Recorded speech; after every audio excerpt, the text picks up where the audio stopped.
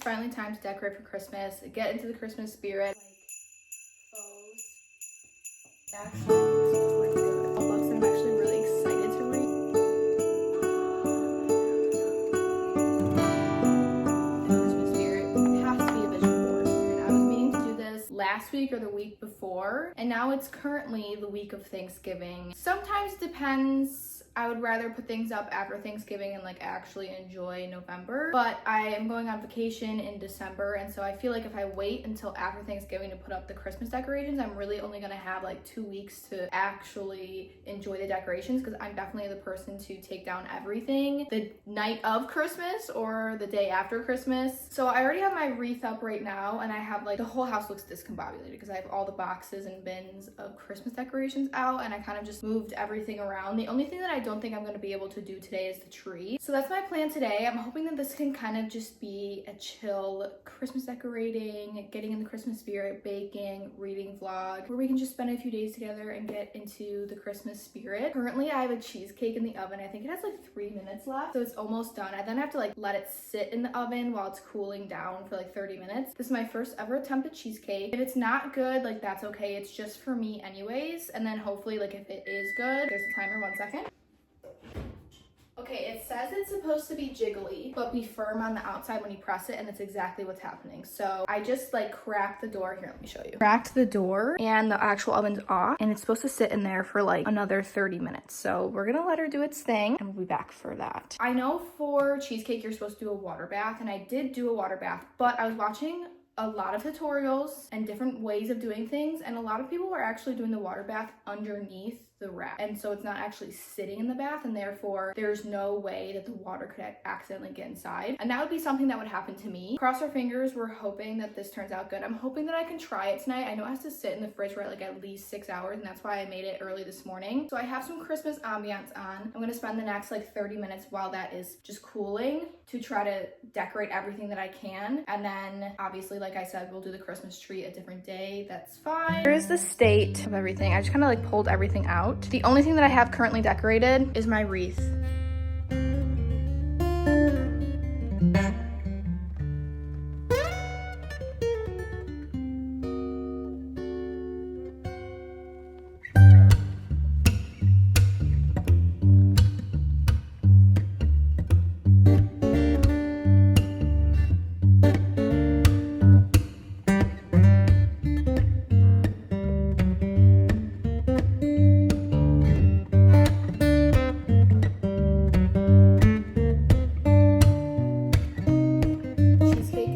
To come out of the oven.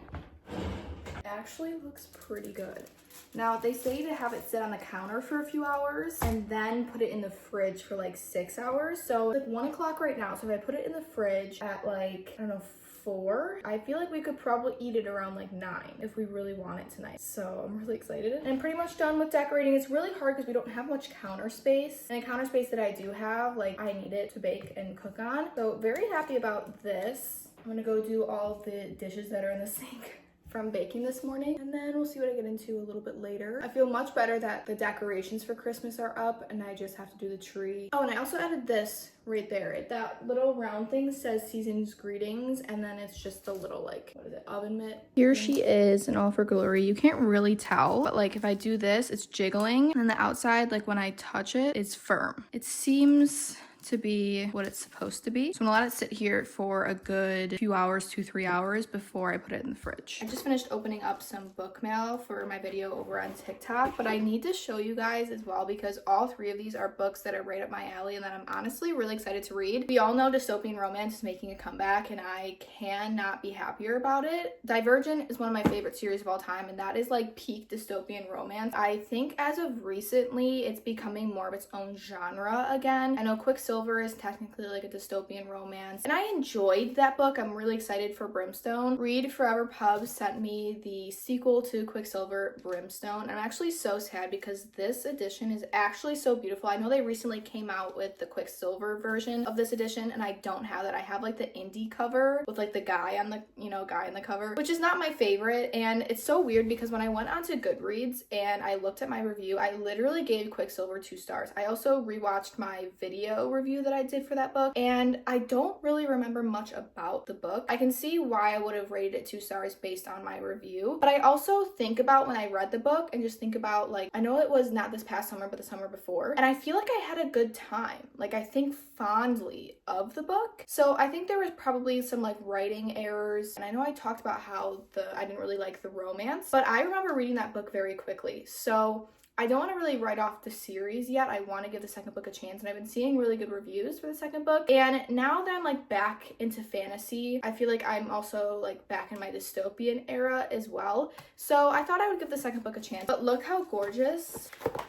You know, it's got the art on the end pages. I especially love this one with the little polar bear. It's so cute, and I love the foiled edges. So I'm really excited to get into this. I don't know when I'm gonna get into it. I do want to either reread Quicksilver, because I literally don't remember what happened at all, or watch a few spoiler reviews, summary plot reviews. And speaking of dystopian romance, I also got this book. It's called To Cage a Wild Bird by Brooke Bast. This comes out sometime in 2026, and this is actually a debut novel from this author. I always really love getting arcs from debut authors, because it's like, first of all, they're not even out yet, so it's like I get this like sneak peek, like preview of someone's first book. Like, that's so special. And two, it's like, obviously I want to support new and upcoming authors, and this is also from HarperCollins Publishers. The actual publishing like company is Avon, and that is a very reputable publisher, so I'm very excited and very intrigued. It says, enter the brutal world of Endlock, a prison where the wealthy hunt the inmates for sport. The first novel in an electrifying dystopian romance series, this high-octane debut about forbidden love, found family, and a fight for survival will leave you breathless. That sounds really interesting. It kind of sucks that, like, obviously this one is just coming out in 2026, and so it's going to be a new series and the other books are not out, which is not like me, but that summary has me really intrigued. And then finally, this one was a little bit of a surprise, because I did not know this one was coming, because they didn't really like reach out prior to saying that they were going to send me this or like asking me if I wanted it. But it's The Most Wonderful Crime of the Year by Ali Carter, who is the same author that wrote The Blonde Identity. I did not read that book, but I've seen people read it and actually really enjoy it. I meant to read this last year, actually. You know me, like, I really don't read many seasonal reads. I usually pick 1 or 2. And so last year, I forget what it was called, but it was like a romance, and I just can't read a lot of Christmas themed books. But I remember thinking, like, I definitely want to get into it next year. Like, I definitely want to read it around Christmas time at some point. And the reason that I think I'm really gonna like this is it literally says on the back, Knives Out gets a rom-com twist in this rivals to lovers Christmas romance mystery. One thing about me is I do love Knives Out and I love a mystery. This is also like a rom-com, and during Christmas time, I think I'm really gonna like this. I remember thinking about this last year and really wanted to get to it, and like I said, I just didn't end up getting to it. I will definitely be making time for it this year. I don't really have any other Christmas books on my radar. Like I said, I usually pick like 1 or 2. Last year I bought 2, but I only ended up reading 1, and it was like, okay, it was a fun time, but that one was really hyped up at the time. I'll put a picture of it here if I remember what it was, because I can't think of it off the top of my head, but I'd rather do like a mystery thriller type of read like this rather than like a rom-com. You know what I mean? I think the best time to read this is going to be like right before Christmas. I also wanted to talk about what I'm actually currently reading.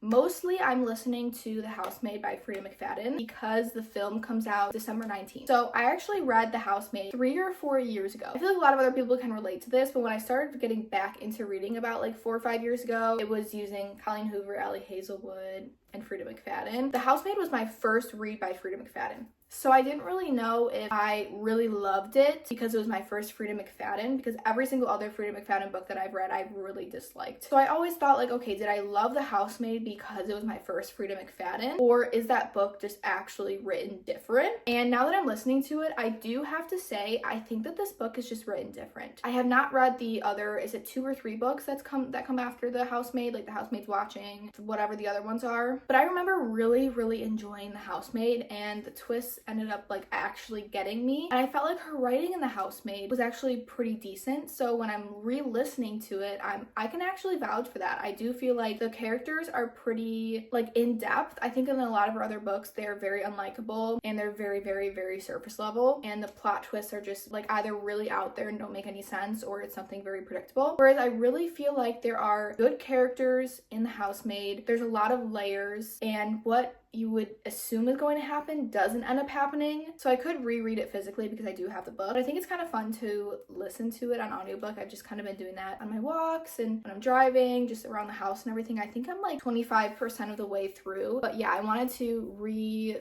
it pretty much before the film comes out because I need to be like fresh up on that book before the film comes out. The same thing with like when We Meet on Vacation comes out, when Project Hail Mary comes out. What else? The Love Hypothesis. I want to reread those books like right before the movie comes out so it's fresh in my mind. I love to compare the books to the movies. I don't care if that ruins my movie experience. So yeah, that is what I'm currently listening to and kind of mostly what I'm reading because I'm also reading The Strength of the View, which is the second book in the Hierarchy series by James Islington. The first book being The Will of the Many. Absolutely devoured, loved that first book. It is a 6-star read. The ending is probably the most shocked I've ever been at a book ending in a very, very, very long time. I cried in that book. I binged that book. The ending took me by real surprise, but I can definitely tell that this book is going to be very complex. Like if I thought The Will of the Many was hard to understand at times and was complex and had a lot of world building, I can't really say why, but this book is going to be 3 times worse. If you know, you know. So I am a few chapters into this. I think I'm on chapter 3, but like only like 30 pages into this big kahuna of a book. So I don't think I'm really gonna finish it in this vlog, but I am slowly making my way through this. Not slowly because I'm not enjoying it, but slowly because, like I said, a lot of world building, a lot of political stuff I think is gonna go on in this book. So I am tabbing it and underlining and doing all of those things. And therefore it's just gonna take me a long time, honestly. Let me know if you are excited for The Housemaid to come out. I'm hearing so many like bad things about having Sydney Sweeney and Amanda Seyfried as actresses. I don't understand why. I actually really enjoy picturing them as the female protagonists. That's just my opinion. That's what I'm picturing too. It's kind of fun to picture the actresses and actors when I'm rereading it now. Very exciting stuff, very fun. Thought you guys would enjoy this little book haul and reading update. And that's actually what I'm gonna go do right now because it's a gorgeous day outside. I think I'm gonna go for a walk, listen to my audiobook before I gotta put the cheesecake in the fridge.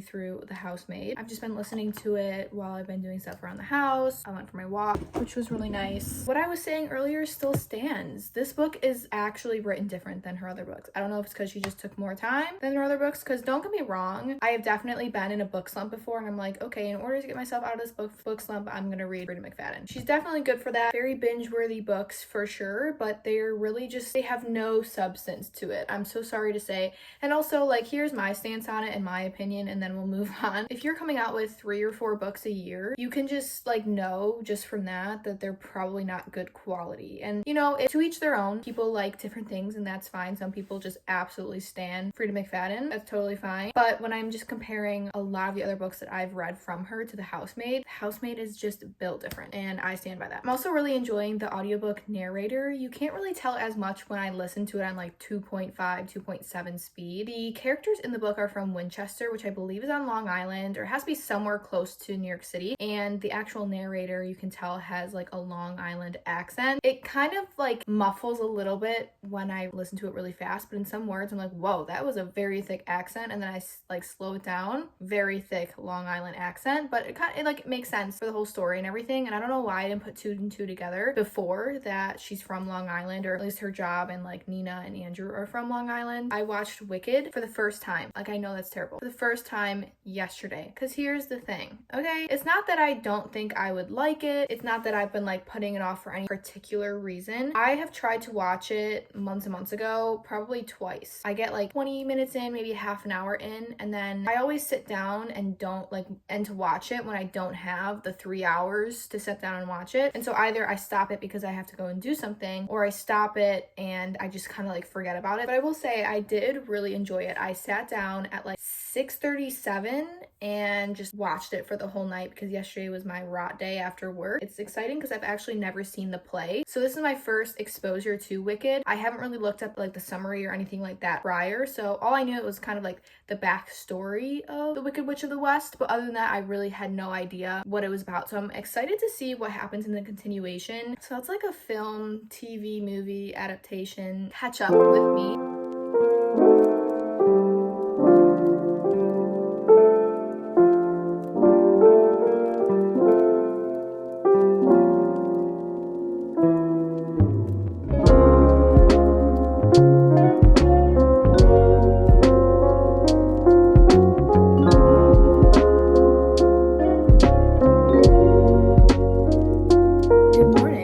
I feel like I slept decently last night. I did stay up till like 1 a.m. watching a new show, which I wanted to talk about. It's called Next Gen Chef on Netflix. Normally, I mean, I love my cooking shows and baking shows. You guys know that. I don't normally watch them on Netflix. And I think this is like a Netflix like series. Sorry, Tarzan's right here. I actually really like it. They go to the CIA, which is like the Culinary Institute of America. It's like the Harvard of culinary school. And it's all younger chefs. And I really like the challenges that they do. They're different from a lot of the other cooking shows. So I've been binge watching that series. I think I'm on episode 5 of 8 currently. But reading updates, I did finish The Housemaid last night. And most of the plot twists I really did remember. I didn't remember exactly how we got to some parts. Obviously, I knew that Nina wasn't crazy. Well, like, she is kind of crazy, but like, I knew she was trying to get out of the marriage and that Andrew was the crazy one. I knew that Andrew ends up like locking Millie in the attic. I knew the whole like Enzo situation, that Enzo like actually did speak English. I didn't remember like exactly how we got there. Like, I knew Andrew did something to Nina to make her like act a certain way, kind of like drug her and everything like that. I didn't know, like, I didn't remember the logistics. So now I feel like I'm geared up and ready for the movie. I'm so excited. Yeah, honestly, it's like a 4-star book for me. I initially rated it 5 stars, so I brought that rating on Goodreads down to a 4-star now upon the reread, or maybe I'll just keep it at 5-star because like that's, you know, what I really felt about it at that time. I'm also wondering if the movie is a hit success, if they're going to make movies on the sequel to The Housemaid or sequels to The Housemaid. If so, I will have to read the books because I will probably end up watching the movie. And then we watch the National Lampoon's Christmas Vacation, which is my probably up there with like my top 3 favorite Christmas movies. Let me know what your favorite Christmas movies are because I definitely have like a list of my favorites, but I also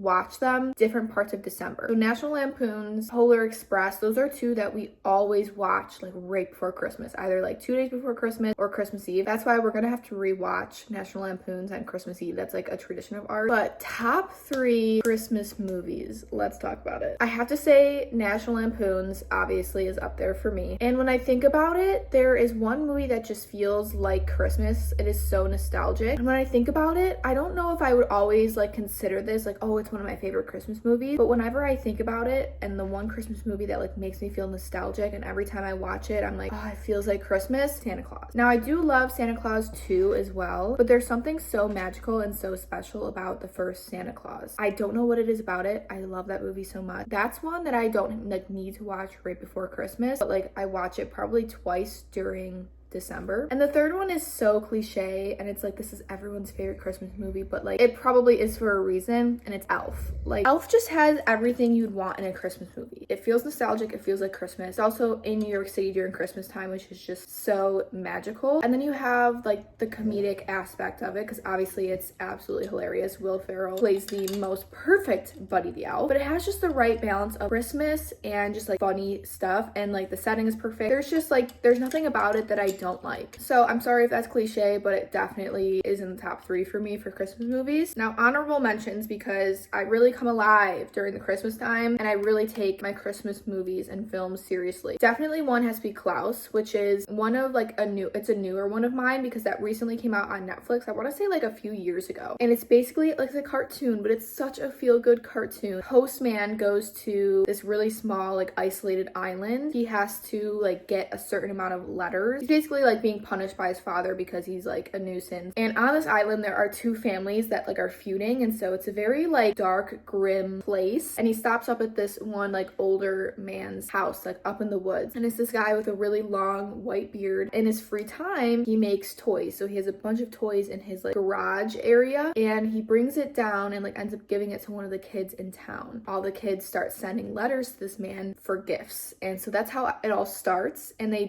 deliver the gifts at nighttime. It's just a really good feel-good movie. If you have not watched it, it's definitely one of my new favorites. Another honorable mention, Mickey's Twice Upon a Christmas. Okay, I think they're on Hulu. They might be on, I think they're also on Disney Plus. But there's Mickey's Once Upon a Christmas and Mickey's Twice Upon a Christmas. And basically, I think there's like 4 or 5 like 15-minute like episodes. It's basically all the Disney characters and like different skits about Christmas time. That is what I watched during my childhood. I think the other 2 honorable mentions have to be Polar Express and Home Alone. Okay, like sue me, but Home Alone is a favorite for a reason. It's just a good movie. There's nothing wrong with it. And the Polar Express, I really do get weirded out by the North Pole of the Polar Express, but the journey from when they pick them up to when they get to the North Pole is my favorite. But let me know what your favorite Christmas movies are, or if there's any that you think I should watch that like you really love, because it really is the best time of year.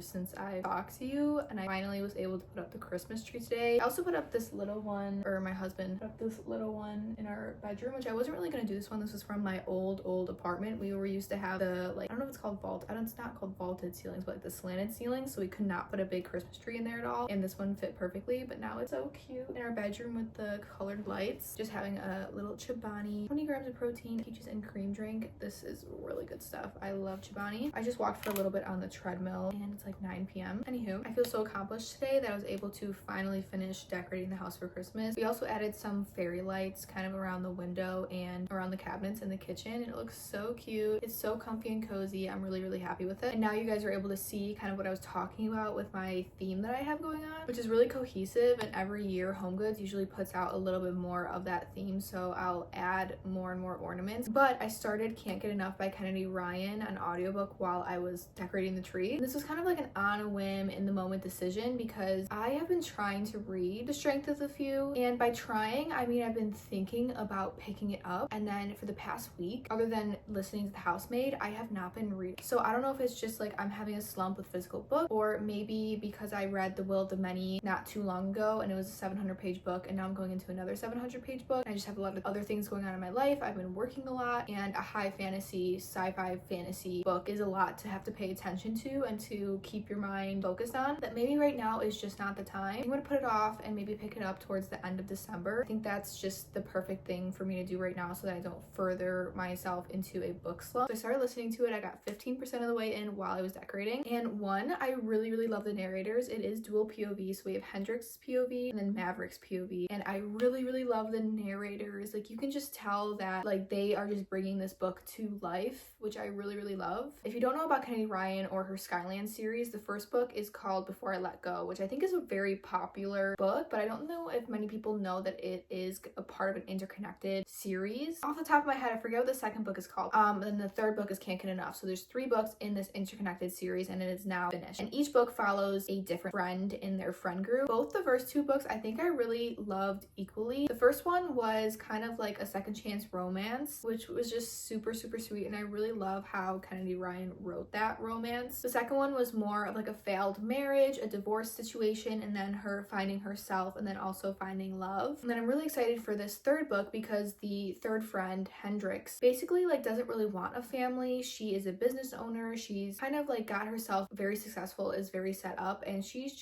lives vicariously through her friends and she loves her friends' kids, but she doesn't really want them for herself, and that's just something that she's just never really wanted out of life. But she is looking for a lifelong partner, and obviously she wants that partner to be on the same page as her, and it seems like Maverick is really the perfect match. Maverick is a tech mogul, so he is like this millionaire type of guy, which I feel like we haven't really seen like that type of couple in the first two books. And I like how in each book she really does do different things and like different tropes and elements that she brings to the story. What I really love in her books is that they are adult romances, but they're not starting in the beginning of people's stories. A lot of the time have already had their career set up and their life set up, and they have children, and they have, you know, they're in their 30s and life has already begun, instead of a lot of romances that I normally read are women, you know, in their early 20s, mid 20s. You're starting out in the very beginning of a love story, instead of like, I feel like in these books we're kind of sometimes halfway through, if that kind of makes sense. So I'm very curious to see how I feel about Hendrix's story. I've been putting it off because I'm sad that this is going to be over, that the Skyland series is no more after I finish Can't Get Enough. But I also equally want to read it so bad because I really enjoyed the first two books so much. Not really too much to say about Can't Get Enough right now, just because we kind of are in the very beginning of the book. Like Maverick and Hendrix have met at this like party, kind of like a business party, and they've talked, but really that's about it. So I don't have too much to say about the book in general, but I obviously have a lot to say about the Skyland series because I really think highly of that series. But I will see you guys in the morning because I want to spend one more day together. Now that I feel like we are in the Christmas spirit, decorating is done, I've watched a Christmas movie, baking, and we had our first snowstorm of the year the other night. Final thing to get into the Christmas spirit has to be a vision board. So as usual, I went on Pinterest, downloaded everything that I wanted to add to the vision board, and now we're gonna add it into Canva. Turn on the screen sharing so you guys can actually see what I'm doing. I forget what dimension the image is to make it as wallpaper, so if I remember it, I'll put it on the screen. Add in all the things from my camera roll. I'm kind of going for like a vintage nostalgic feel to my wallpaper this year, so I'm gonna add in the two that I want as kind of like a background. This first one, that's like the little bows and the Christmas tree kind of in the background, and this one with the wreaths down the street. So I'm kind of gonna add them like messily to the background. Some of these are like activities that I want to do. Some of them are just like a vibe, you know what I mean? So like the first one, this is not what my bedroom looks like at all, obviously, but I just love the look of it with the quilt on the bed and the garland across the headboard. I just think it's so pretty. So I'm gonna just like quickly put it somewhere and then I'll rearrange afterwards. I would love to go tubing or do some sort of like winter sporty thing. I used to go tubing all the time, and specifically where my childhood home was, there was a few big hills that we would always tube down. Where I live now, there's not, it's more flat and like fields, so it kind of sucks because I don't go tubing as much as I did, you know, before when I was a kid. But this is just so nostalgic. I live in a very like snowy place where I can do these activities, and I actually want to try to take advantage of it this year, so we'll see. I love just the Christmas lights that are lit up on this like towards the sidewalk in towns. I live by a really cute town that lights up. It's like a really cute town square with like the brick road, and you have all the shops and all the lights and decorations. So that's what this picture kind of reminds me of. I want to make a fun Christmas cocktail. I'm not exactly sure what I want to put in it yet, but these ones look super cute. I don't know exactly what it is. It looks like there's some cranberries in here. I'm not a big drinker or anything, but I do love a good cocktail here and there. So that's my goal, is to find a fun cocktail to make. Of course, we got to add in some ice skating. I'm not a good ice skater, but it is fun to do and something that you have to do in the Christmas time. So we're gonna add that in. The Nutcracker, I go see the Nutcracker every year. I don't think I'm gonna be able to see it this year because I'm actually gonna be on my honeymoon during when it's actually coming to our city. So I'm really upset about it, but we're gonna live through the wallpaper, and I'm still gonna add it to my wallpaper. And then I really love this picture of the town like in the window with all the books in the window, and it's just Christmassy and so cute and fun, and we're reading for the Christmas season.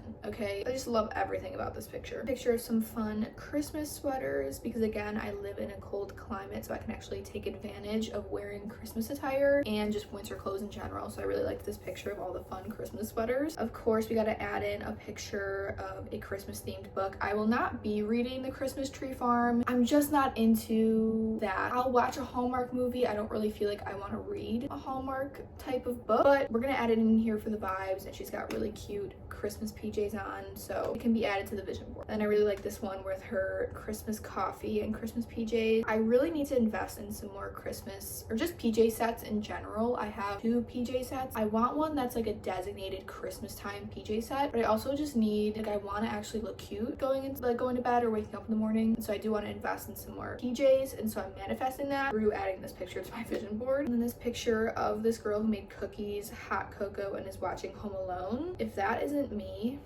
I don't know what is, because Home Alone, we were just talking about this, it's one of my favorite Christmas movies. I think it's a lot of people's favorite Christmas movie, and so this is nostalgia on a picture. And then I wanted to add in the picture of gingerbread cookies. I make gingerbread cookies every single year. This year will be a little bit late because, again, like I said, I'm going on my honeymoon until middle of December. So usually I make Christmas cookies for the very beginning of December. I'll have to wait until I come back because I make a lot for myself and my entire family and my coworkers, and so it is like a multiple day extravaganza, and I just don't have the time to do it right now. So I want to put a lot of effort into it. I always do, and I take it very seriously. So we're adding it to the vision board because it will be done. It'll just be done a little bit late this year. And finally, I don't think we'll be decorating gingerbread houses. We did the past few years at my husband's family's house, but I wanted to add it, 1, for nostalgia reasons, and 2, just as a reminder to do some sort of Christmas activity or hobby. So I'll BRB, I'm gonna put all of these in the correct order and way that I want them to look in the actual wallpaper, and I'll show you guys the final product. I finished, and I'm very, very happy with how it turned out. I'll put like a full actual picture here so you can see, but it's so festive and it's so cute, and it just makes me so happy like looking at it. I don't really do it for my phone, but I'm usually like editing and doing stuff on my iPad. It's just so fun to open it, and it just brings you into the current season. I'm so glad that I finally did this because now it's ready for the month of December. But I think I'm gonna wrap up the video here because the goal was to get into the Christmas spirit, and now I feel like I've pretty much done everything that I normally do to get myself in the mood for Christmas time. Let me know how you guys are romanticizing your Christmas. It doesn't have to be anything too crazy. It's literally just like for me decorating my space, doing a little bit of baking, start watching some Christmas films, and that's usually it and good enough for me. So make sure you guys like this video and subscribe if you have not already, and I will see you next time. Bye.